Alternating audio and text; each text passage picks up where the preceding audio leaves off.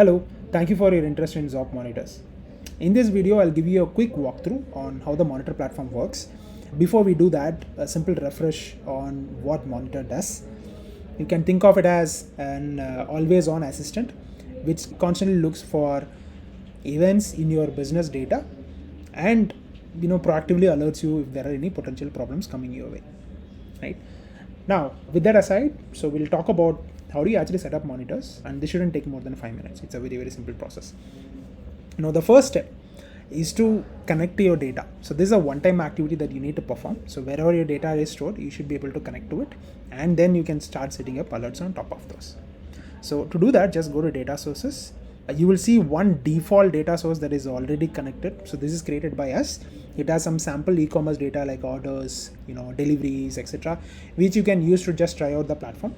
I'll show you how to use this database, but if you want to add your own, just very simple, click on this add data source, choose the data source type, provide these credentials. So whoever has these credentials can simply enter this information, test your connection, and click on add data source, and it gets added. So that's all it takes. You don't have to do anything else, right?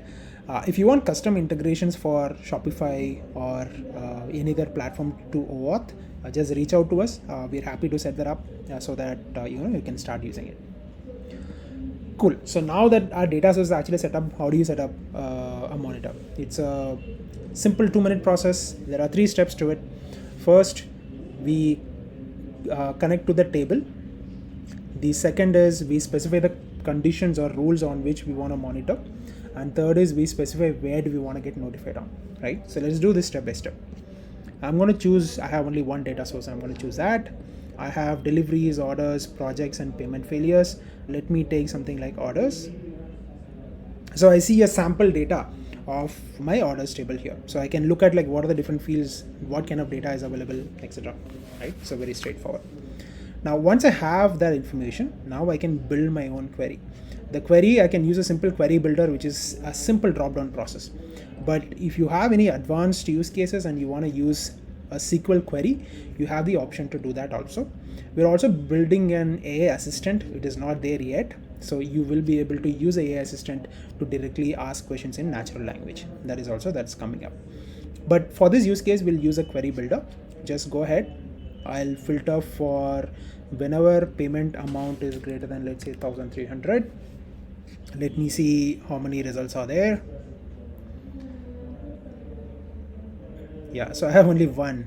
Okay, so this is something, or let's say greater than 1,000. I should have a few more. Okay, so I have 69 results. Right, so let me add one more condition. So let's say that, order status or payment status has failed. Let's say there is a high value order that's coming in and the payment has actually failed. I would want to proactively reach out to the customer and try to salvage that particular order, right? So let me try that.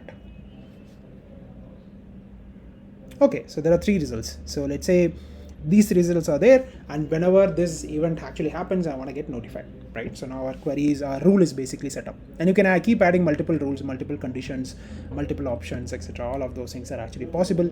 You can play around with it directly. Now, I've figured out what is a rule. Now the next step is how do I want to be notified? So for that, you can add the channel. There are 3 channels we support natively today. There are a couple of others we support. If you have any specific your own internal channels, just let us know. But in this case, I'm going to use an email. Email is very straightforward. Just click on send an email. I can provide the email address where this needs to get to. And I can say that, high value order payment failed. Please reach out to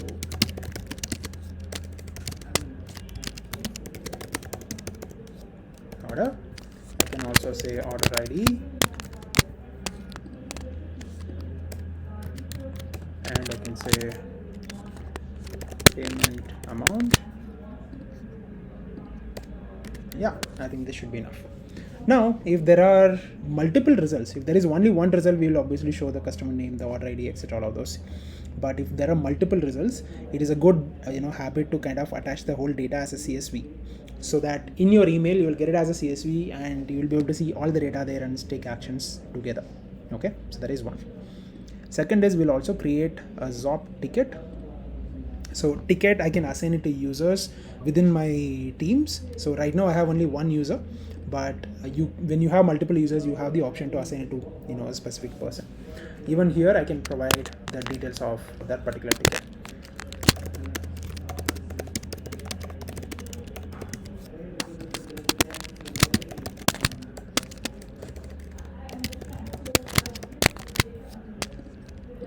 And I have payment amount. Okay, done. So now even tickets, so there are some interesting options we have. So in tickets, we can say that if the same query, if the same user comes over and over again, like probably don't create alerts every single time. So once you have raised an alert, I'm already looking into it, so there is no reason to kind of send duplicates, right? So because this causes alert fatigue, so I can say that this is a customer name and I will say avoid duplicates.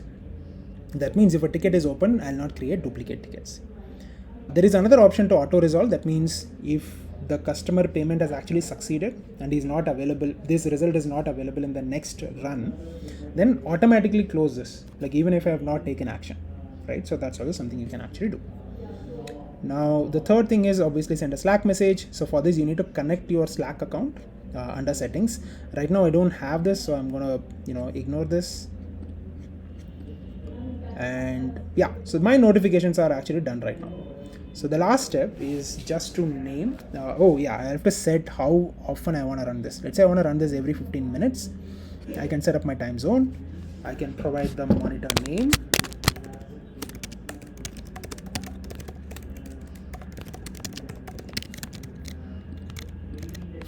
Okay, and I can create a monitor or I can test it once. So let me just click on execute.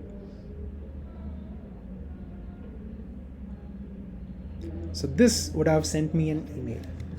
So I get an email saying high value payment failures.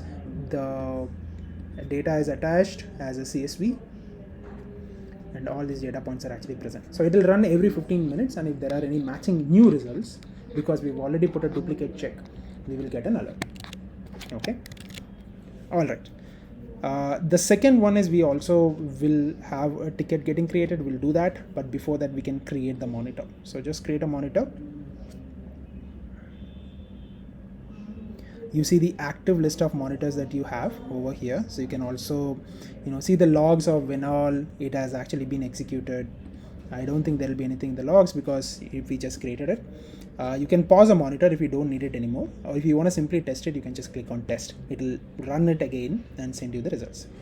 Okay, if you want to edit it, just go ahead and edit it. So that's all it takes. Let's look at the ticket that is created. So I'm going to go to tickets. I see that there are tickets created for this particular monitor, right? Now tickets are a way for you to ensure that people are doing their jobs.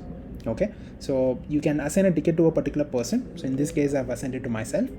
And once a ticket is created, you can calculate the time it takes for it to create, to resolve. You can create dashboards around it, how often these tickets are actually created. I mean, in which location the ticket creation is more often, or what kind of issues the ticket creation is more often, etc. And you can also measure how long it takes for you to fix it, and who fixes it efficiently and who doesn't fix it efficiently. So these kind of metrics can be easily analyzed through tickets. If you have used Freshdesk, Zendesk or Jira, it is very similar to that. Just open it. You can add your own comments. You can come say that, hey, this is a high priority ticket. I can also tag people in the ticket. So here I have only one user, but like if you have multiple users, it will give you a drop down and you can add multiple people, right? So once I send message, this message goes to that particular person and they will be able to start working on this. So once I apply this comment, the user will get an email notification about this comment so that they can come have a look and take actions. You will also be able to edit and change the ticket status to in progress to closed, so that the ticket kind of go through its own transitions. And once the tickets are actually completed, you can create your own custom reports to make sure that you understand the frequency and the time taken for you to manage all of these tickets. This is very useful when you have a large team. Hopefully this helps. In the last 10 minutes, we saw how to add data sources, how do you create a monitor from scratch from your existing data source by building a query visually, setting up an alert to come on email and as a ticket. Now, if you have any questions around any of these parts, just feel free to reach out to us. Happy to give you a run through of this whole thing again. All right, thank you.